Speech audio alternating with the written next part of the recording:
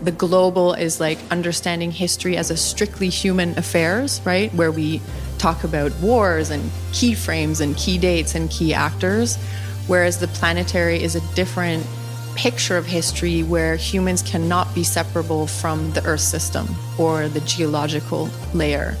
So that's what we're contending with now. So when we talk about the end of a world, we're talking about the end of a picture of history where it's only about humans and what humans do.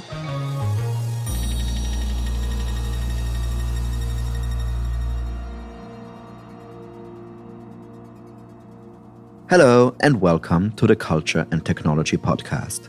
My name is Severin Matusek, and this is the final episode of Season 3. We started this season in virtual space, then moved into physical reality and discussed the relationship between law and our planet. That's why it's only fitting that today we're talking about the end of a world. By that I don't mean that the world is ending, but a specific view of the world is ending. And to understand why, Patricia Reed joins us. Patricia is an artist, writer, and designer based in Berlin who researches world models. What does that mean? It means that the version of the world we learned about in school, you know, the one with humans and human history at the center of everything, is probably not true, or at least not very helpful when it comes to understanding the current state of the planet and our survival in it. Maybe, well, just maybe, we need to put nature back in the center of the story in order for us to have agency and take better care of our environment. All this and more in our conversation with Patricia Reed.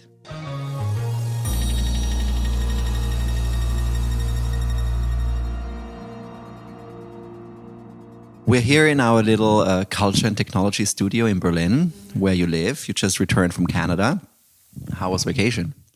It was interesting. It was not so big of a vacation. I mean, it was lovely to be there, but it was a lot of catching up with family that I hadn't seen because of COVID for many years. So very, moving to see a lot of family members, and actually took a road trip with my mom to a part of the Canada that I had never been, called Cape Breton, a very incredibly beautiful island on the East Coast. So that was very nice to discover a new part of that very large country. So it sounds like you've been in close touch with raw nature or some sort of very naturalistic environment. Did it spark any thoughts related to your research on the planetary and what you've been researching over the last few years? It's interesting you asked that because I think, coming from Canada, so it's coming from a sort of culture where you now have a distance, right? I've been out of the country for about 20 years. And so you get to see from a distance, how it's changing. And you also get a different view on the culture you brought up in, so to speak. And I almost felt because you go there and you just see these vast expanses of wilderness, and there's a very different relationship to nature compared to, let's say, a German thing where they're like, oh, let's go camping. I'm like, for me, camping is survival. You know what I mean? I'm like, things can kill you. But I also think it really impacts the way that, obviously, the climate mitigation policies in Canada are drastically lacking, right? It's such a resource-rich country. And, when you leave your house, you go outside, you see all this, expansive wilderness. So you're I feel like there's not this sense of urgency that maybe a European sort of sensibility where there's very little wilderness in our setting. So I don't know. I'm kind of I feel that that's almost kind of producing a kind of visual trick that this is not a problem, right? So I guess that's kind of what I took away from that. It's they don't know it's almost you can't see how fleeting that context could be, in a sense. I was asking the question because I think the title of our podcast today is The End of a World, which is, I think, much more of a theoretical approach rather than a practical, the apocalypse is coming. That's where my question came from. But maybe before we go into that, I'm just curious to hear more about how you became who you are today? Because I feel like that's a loaded question, but I think it's quite interesting, looking at what you've done over the last few years. Your approach is very interdisciplinary between artistic work, writing work, graphic design work. So how do you approach work in a way, and how do you approach what interests you and how you express yourself and what you're curious about and how you research that? Yeah, I mean, my background is in visual arts, so came from that, but was always very interested in theory and philosophy. So was doing a lot of reading, on my own primarily. And I guess, there's like very practical reasons too, right? I remember having an excellent professor in undergrad and in the, art academy. She's like, well, you probably don't want to be a bartender for the rest of your life. So like figure out some useful skills you can learn to, make a living. And I was like, oh, you're probably right. And at that time, this was in Montreal. It was the boom, like the internet boom in the late 90s. So you could essentially just get a job if you learned basic coding, right? Because there was very few people with those skills. So just kind of taught myself how to code. You fudge your way into some jobs. You learn under very stressful, deliverable conditions. But just sort of fell into that freelance sort of scenario, which I guess was just like a lucky moment in time to sort of catch that wave. And it's something that I continue to do. But the other thing that I think is quite nice about it was that it kind of gave me access to academics and researchers because you could be useful to their research projects. So a lot of them were interested in like how to develop visualizations for research. So I ended up doing a lot of like scientometric work when I arrived in Berlin, which was basically like doing like Laboria actor network theory type of visualizations, dynamic cartography. Okay, you have to explain that. What is Laboria dynamic visualization? Okay, so it's like you study the publication history of like a field or a person or whatever, and you develop mapping techniques about that. So from those maps, you can maybe see the evolution of a discipline or like, the various actors, what their relationships are. And so kind of just got involved in doing that, like different ways to see the history of a field, for instance. And that entailed a lot of collaboration with various scientists and social studies of science people as well. But curiously, and I think this is a nice example of like where like how you can develop critical perspectives from a practical standpoint, was that I realized that like in doing all these visualizations, basically I could show whatever the scientists want. I could be like, what do you want to see in this? And I could weight and adjust the diagrams or the mappings to like accommodate that view. I also got very critical about the kind of proliferation of network diagrams, in the sense that we draw nodes, or we have nodes, we draw lines between them, and that relationship is supposed to be kind of self-evident. But what is the quality of that relationship? Is it antagonistic? Is it exploitative? It kind of was an avenue, a practical avenue to kind of get into the kind of critical relationship with diagramming as such, right? Especially these prototypical images that dominate our networked culture, right? Yeah. I find it a really personal, nice anecdote to kind of see how through the practice of design, you can actually arrive at a pretty substantial critical perspective on an academic field. I find it very interesting because I assume that a lot of traditional scientists do not have the skills to visualize their thoughts in that way. So I guess you were almost like a research partner to them, to ask them questions, understand what they want to say, understand their theories, and then put them into visuals that then make their theories much more accessible, maybe to a larger group of people, because visuals are just so much easier for a lot of people to grasp rather than reading a 10-page text, right?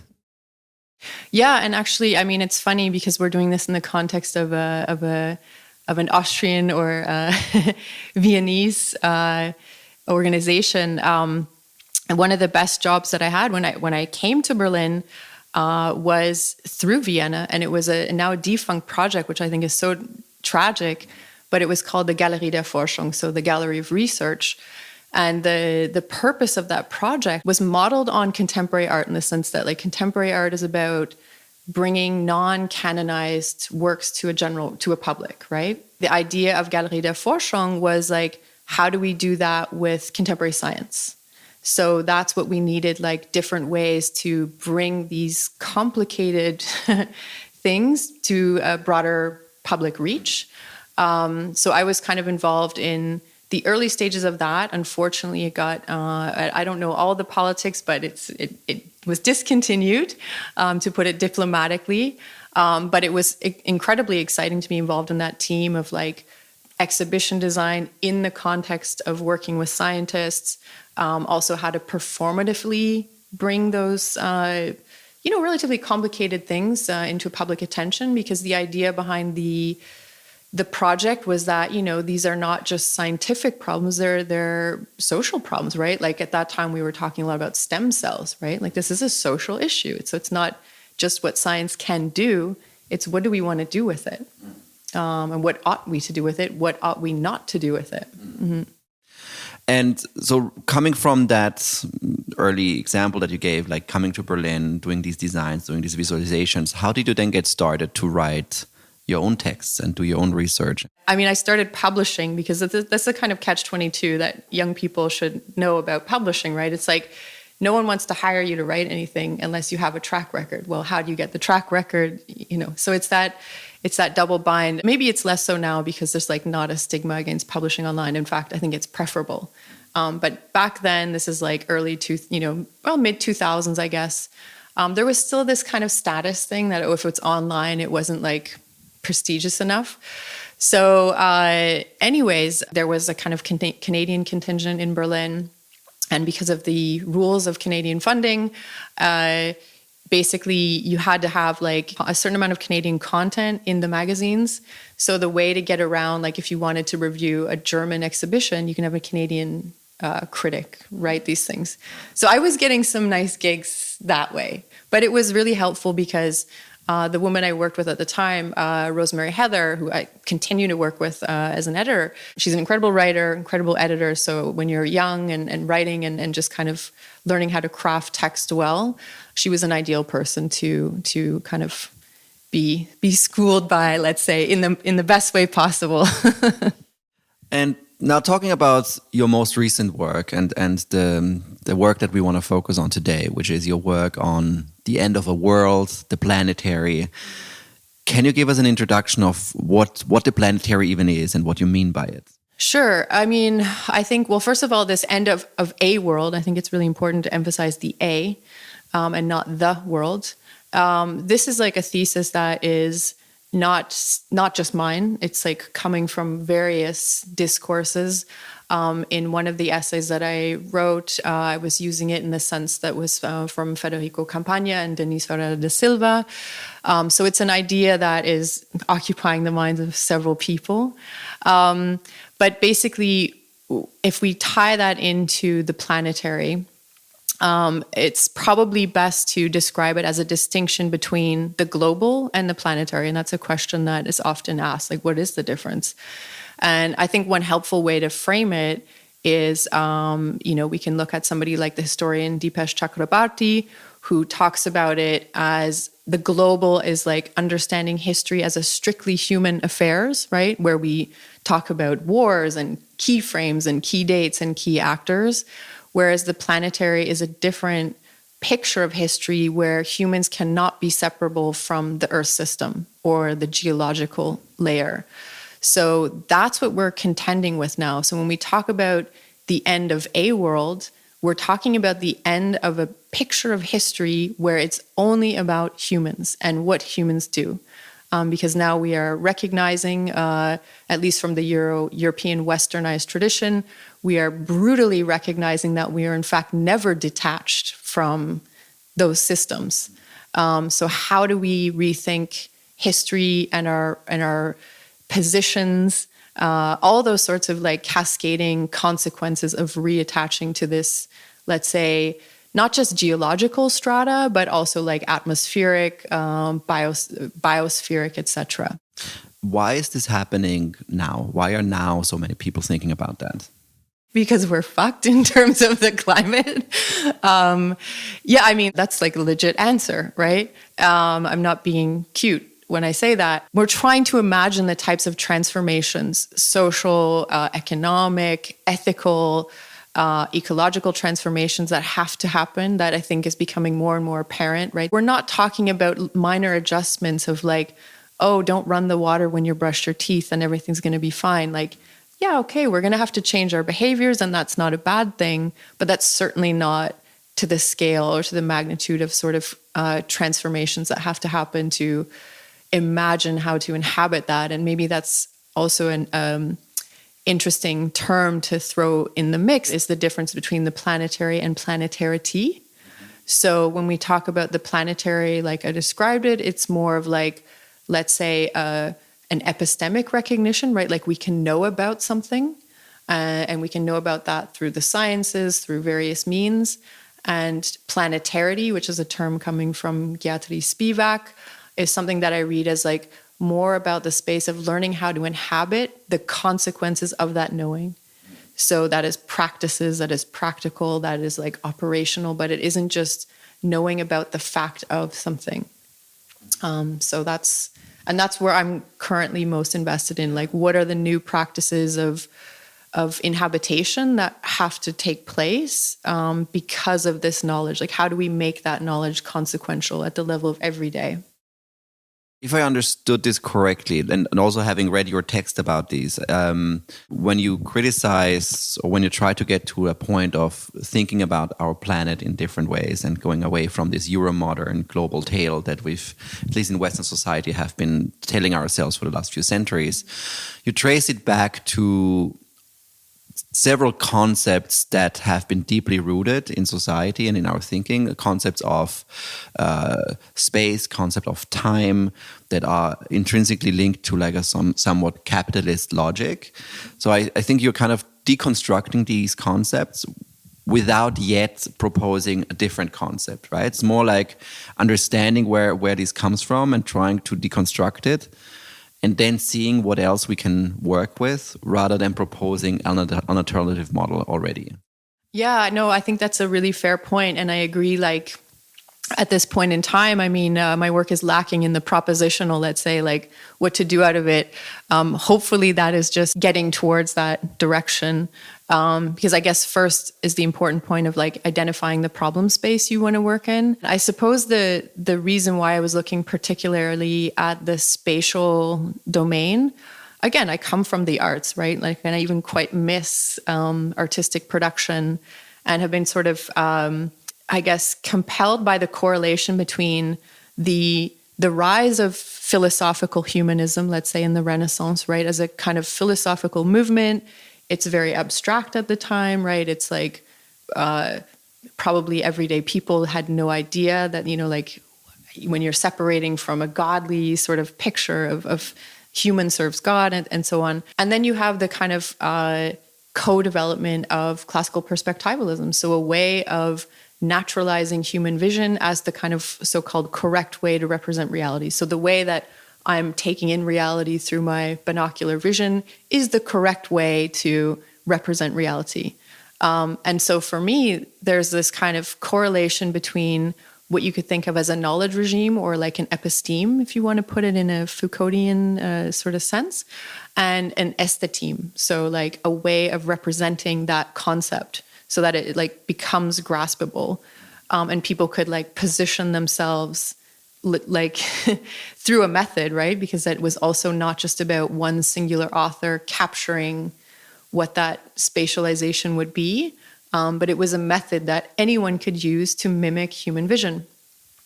So I was really interested in that co-development. And so if we're going to have to rethink human positionality within a planetary framework, then we also need to invent space, right? And that's also been a long-standing, critical observation that, modernity arrives with a certain invention of space. Obviously, later modernity comes with a grid and all of these things, and that's been widely theorized. It's definitely baked into a lot of our software, modeling software, for instance. So a lot of the legacies of that spatial a priori, if you want, are like very much alive and well in our everyday. And so the gamble I'm kind of trying to invest in is to like say like what would be that new spatial paradigm that allows us to situate ourselves at a planetary scale.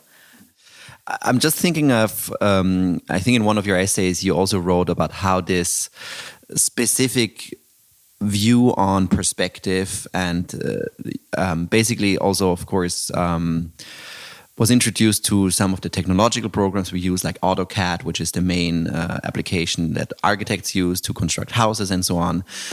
When we take that metaphor of, technology and in that sense software taking over, of course, some of these concepts that have been established over centuries and hundreds of years, do you think there's a possibility that software or technology in some sense can help us reach a new understanding of the planetary or humans inside the planet, because there might be a software that takes on a completely different perspective that might be taken from whatever, flies or bees or fungi, or I don't know.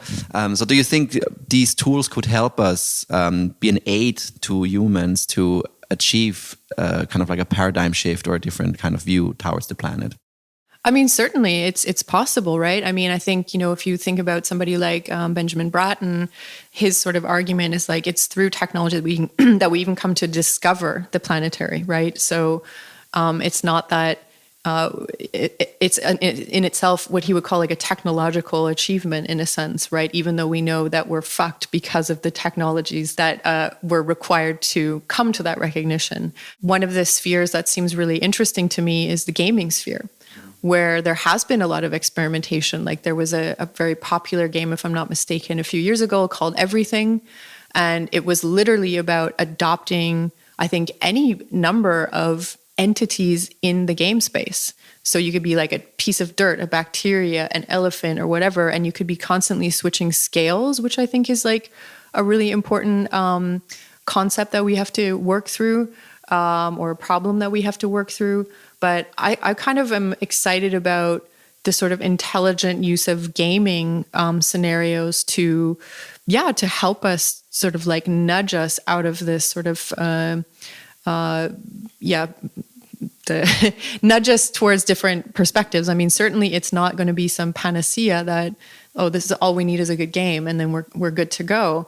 But even with something like, and I haven't played the game, but very curiously, this like Half-Earth Socialism book that just came, right? There's a game that corresponds to it, which, as far as I understand, allows, readers, or I guess people that even haven't read the book, to, work with modeling scenarios and all these sorts of things. And so they can really start to build their own simulations, or not just be shown simulations. But certainly I think these are really interesting vehicles to get us like thinking about, what are the possible activities we can do. Mm-hmm.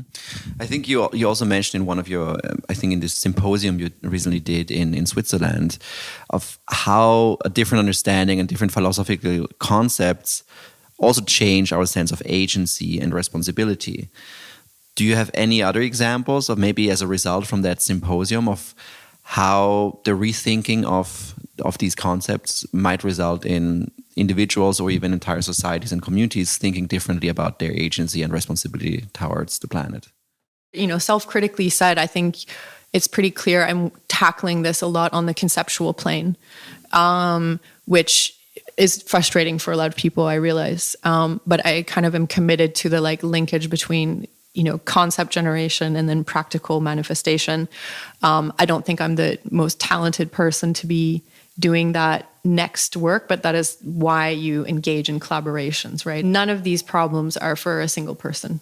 None. But in terms of agency, there's this quite beautiful concept about like transpersonal agency that I was working through when thinking about different ways to kind of just shift our let's say common sense understanding that like agency is purely tied to this like personal will, or that you need to you're making these autonomous decisions that are your personal ethical commitments. I mean, yes, we have that, and it's not to evacuate that, but it's not to also overstate that, right?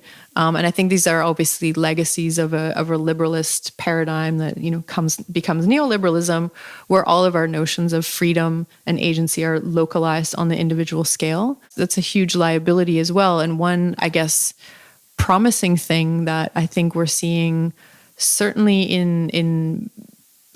certainly in the US at the moment is, I think there's a generation, like a half generation below me, that is like much better at organizing in terms of labor. And that was like not a part of my generational conversation, nor the boomer generation, let's say. What is organizing labor? Well, I'm just thinking about like these kind of incredible feats of labor organization of the Amazon tech workers, like Christian Smalls, and like these kind of figures that are achieving gains because they're not thinking about agency at an individual scale, right? I mean, it's the old political problem of solidarity, but like, how do you do that? How is it maybe different from historical cases of solidarity? How do you build international solidarities? How do you build solidarities for things that are not necessarily impacting you, right? There's plenty of things that, plenty of networks we may be implicated in as individuals that we're not morally confirming. So how do we stand in solidarity with those movements? It's going to be tricky, right? Because it's always this problem of like, you can't speak on behalf of somebody whose experience you don't know, but nonetheless, you need to stand in alliance somehow. And how do you do that accountably without taking away the space of agency of those people? I agree that I think also I observe large and wide this return to collectivism in a sense, where people, and I think maybe it's also a post-pandemic thing where everyone was isolated, but also I think on a very theoretical level that people realize with the challenges that we have ahead, we need to work together and we need to act as collectives. And I find it interesting that you say that, yes, of course, the concept of solidarity has always existed and we've seen worker unions form and Marx wrote about it and so on. What is different today? What are the different nuances that we realize, might be different today? And I think there are different infrastructures that we can now use to organize better and organize ourselves. I think also connected maybe to your work, I'm sure you read it, the Dawn of Everything by David Graeber and David Nang. I'm not entirely through it yet, okay, though. Okay. I would admit. Me neither. But I find it quite interesting because I think what the book is about, we'll link it in the show notes, is a different sense of viewing human history, going away from this idea that humans have always been individuals and we need kind of like society to impose some rules and so on, versus a view that already pre-modern societies had a lot of collectivist formats and modes of caring for each other. That, we now see that, maybe we also have to go back to history to learn how to better work together towards a better planet and survival, essentially. Yeah, I mean, obviously that book is hugely important. I think there's a figure that has been doing that prior, but not from the archaeological or specifically anthropological view, is Sylvia Wynter, where she's, she's into her 90s right now. She's talking about it from a cosmogony, so like the origins of the human, for instance. And I think what's interesting about The Dawn of Everything is the way that they're unsettling the narrative of necessity, let's just say, right? So like, we're told in a really, let's say, elementary school type of way that, as soon as you have agriculture, you need to have property because X, Y, Z, right? So like, we're told that certain things necessitate certain modes of social organization. And I think what that book, and again, I haven't finished it totally. I did go to the conferences here in Berlin, which were wonderful. But they're just kind of unsettling that narration of necessity, that they're like, no, there was plenty of agricultural societies that we have evidence that they had like seasonal modes, like sometimes very hierarchical societies, sometimes very not hierarchical societies, etc. Like just to kind of open up the play space, I guess, because I think that was also an important factor for a figure like Graeber, right? How do we open the conceptual play space that other possibilities are available to us? Because so much of the recounting of our own cosmogonical like narrative as humans is like, oh, well, this happened, so of course we need property because that's just how it is. Graeber is a great example of how this philosophical, conceptual underlying framework that can also inspire direct action, because he was one of the main thinkers of the 99% movement in New York in 2010 and so on. So I think that's a great example of like how these both kind of like work together, direct action and conceptualizing different perspectives. Yeah, I mean, he's obviously quite a special figure in that regard. I mean, most academics aren't like that. But, you know, even just to think about a lot of the ways that we justify capitalism. I'm not saying like you and I necessarily, but in the everyday, it's like, well, if you want innovation, if you want progress, if you want new things, we have to have capitalism. And it's just like, so I think it's even interesting to think about, you know, based on what we can learn from something like The Dawn of Everything, of unsettling that narrative of necessity. Like, is that true? You know, like, why do we keep repeating that type of narration, you know? Because certainly we will need epistemic, technological innovations to tackle something like climate catastrophe. Is capitalism really delivering the types of technologies that we need for that? And I think it's becoming pretty obvious today that the answer is no. Yeah, I don't think that's not necessarily true. That's my final question. What makes you hopeful that we can achieve some of these changes in the next 10 years? I want to prioritize these issues in the psyche of my students. I want to see how they're grappling with them. But one of the challenges is like how to not make it so overwhelming that there's just a total withdrawal, which is understandable psychologically. So how do you create points of access to these really enormous, complex themes that start to, you know, as an aggregate of all these different practices, start to construct something like a new possibility space?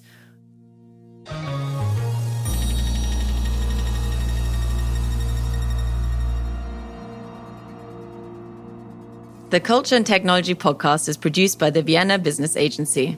The Vienna Business Agency supports businesses, the economy, and the city to develop Vienna's creative industries further.